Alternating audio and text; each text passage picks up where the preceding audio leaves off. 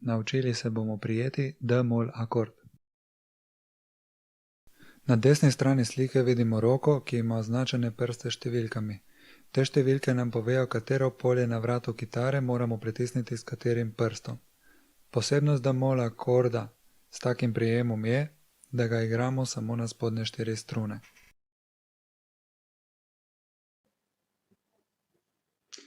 In še praktičen prikaz.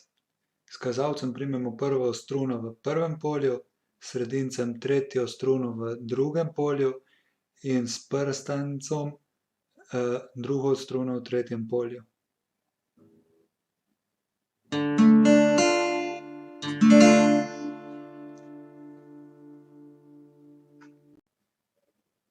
In še prikaz desne roke.